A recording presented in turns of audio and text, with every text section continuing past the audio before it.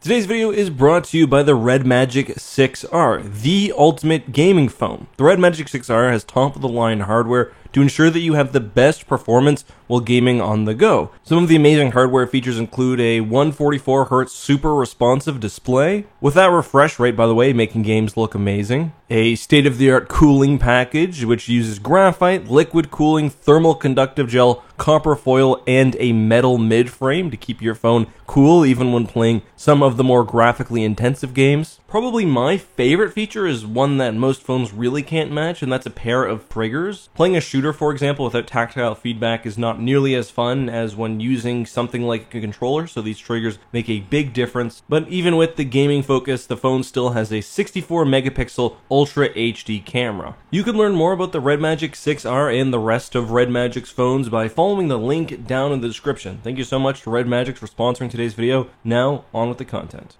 Hey guys, this is Eckhart Slaughter. Hello and welcome to another Star Wars video. We've got a fun one, a lighthearted one, because today we are looking at 5 of the most useless ground vehicles as used by the Galactic Empire. I did say ground vehicles. If you want another video on spaceships or capital ships, let me know. And take a note, when I say useless, it doesn't mean that these vehicles still won't kill you on the battlefield. It means that in almost every circumstance, it could be replaced by a vehicle which would do its job much better. And we'll start off with a vehicle that I've called one of the dumbest in Star Wars history, the TIE Tank. The TIE Tank suffers a common flaw that inflicts a lot of Imperial vehicles. It's designed to basically be an extension of a pre-existing vehicle type. What do I mean? Well, the TIE Tank was the Empire's attempt to take a TIE fighter and turn it into a tank, as the name would suggest. Unfortunately, in doing so, you lose the TIE fighter's greatest aspects. Its maneuverability, its speed, its cheapness, and you gain very little benefits. So let's look at the major issues with the TIE Tank's design. First of all, much of the TIE Tank's mass is made up of those massive treads on either side of the fuselage. Those will not only severely impact the pilot or the driver's view, but will also be susceptible to damage given the fact that they house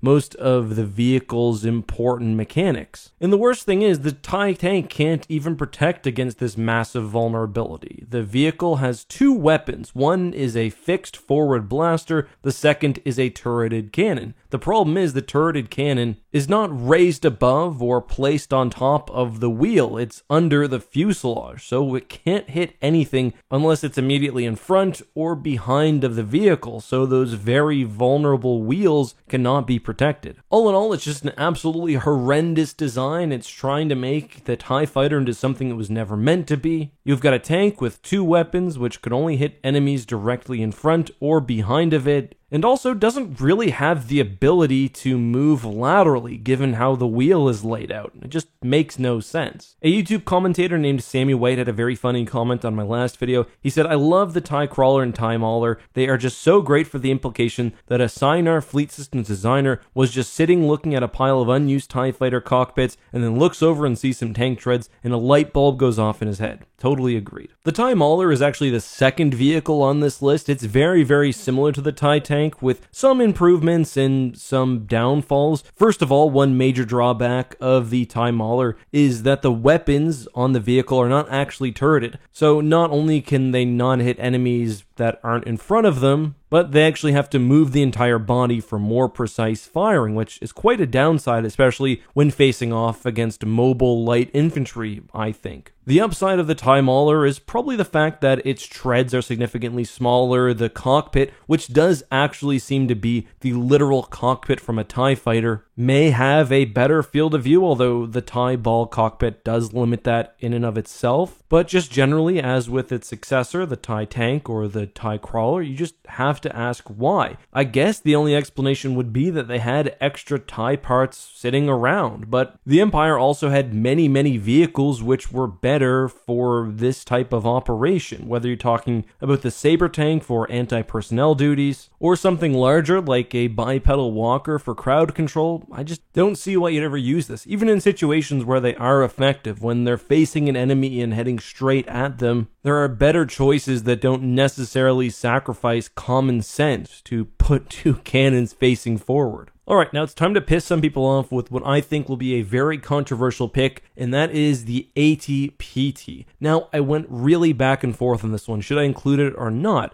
And that's because the concept of the ATPT is really quite genius. You're taking a vehicle that can be operated by a single person, you're slapping a bunch of weapons on it, it's basically a mech in the Star Wars universe. My problem is that the execution of this vehicle is so bad that I think in pretty much all cases that single trooper would be better off operating another of the Empire's alternatives. And again, I know this one will be controversial, so let me know down in the comments what you think. Alright, so supposedly the main benefits of walkers compared to wheeled vehicles or repulsor lift vehicles are their reliability, their ability to handle tough terrain, and their decent speed and maneuverability. The ATPT really has none of these things. The vehicle cannot move laterally easily, it can only march forward and is very, very slow and low to the ground. And the weird thing about the ATPT is that it's meant almost exclusively as an anti-personnel weapon. I think it would actually be better suited for a more mixed combat role. Its two weapons are a small twin forward-facing blaster cannon and a concussion grenade launcher, both again which are suited only for fighting enemies directly in front of the ATPT, which is a bit problematic given its legs, as we already mentioned. And none of these weapons, again, are capable of engaging larger targets, at least not effectively. The Armor 2 is only really great against small arms fire. So I just ask, what are we really gaining by using this stout, slow, not very agile walker? Like, this is not something I think that is well designed for an anti-personnel role. I would much rather have, again, something like a saber tank, which also has a personal shield. Again, it's useful in some circumstances. If you get ATPTs in an enclosed space against infantry, yeah, it's going to mow them down. But so will pretty much any anti-infantry vehicle without these drawbacks. And there's that one level in Rogue Squadron for the N64 which just fully illustrates to me how bad these goddamn things are. That being said, I don't dislike the fact that they exist in universe. I mean, the ATPT is supposed to have been an antiquated vehicle by the time of the Clone Wars,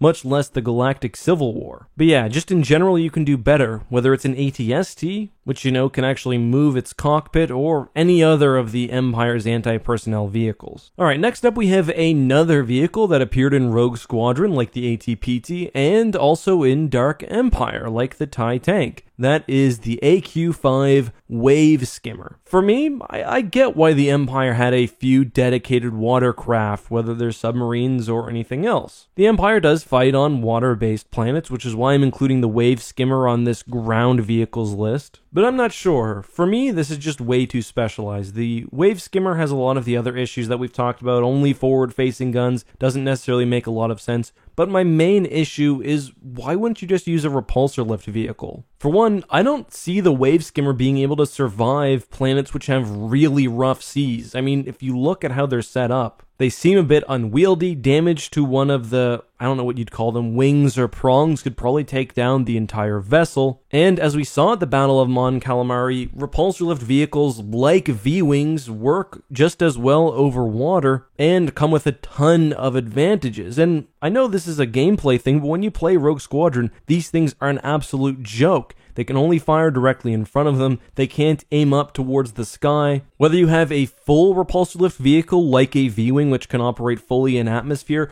or something more like a tank which just hovers over the water, I just think that's a significantly better idea than this. I just can't see these being impactful during battle at all. If you need to deliver troops, you can use a lander. If you need to assault an enemy ship, then use a repulsor lift vehicle or some sort of starfighter. These things just make no sense, especially when you're the Dark Empire with basically an infinite amount of resources. That's a big no for me. Alright, so I'm only going to touch very briefly on this next vehicle, and it is the AT-AT Swimmer. And yes, I fully acknowledge that I'm definitely pushing the definition of ground vehicle here. I mean, the Swimmer itself, I get the idea, it's a submarine, but just like, why are you slaving yourself still to this AT-AT design? I can think of a bunch of ways that you could improve this design. Underwater, you won't be facing enemies the same way that a walker would be. Why not just get rid of like the articulating head, put a wide view screen in the body, and then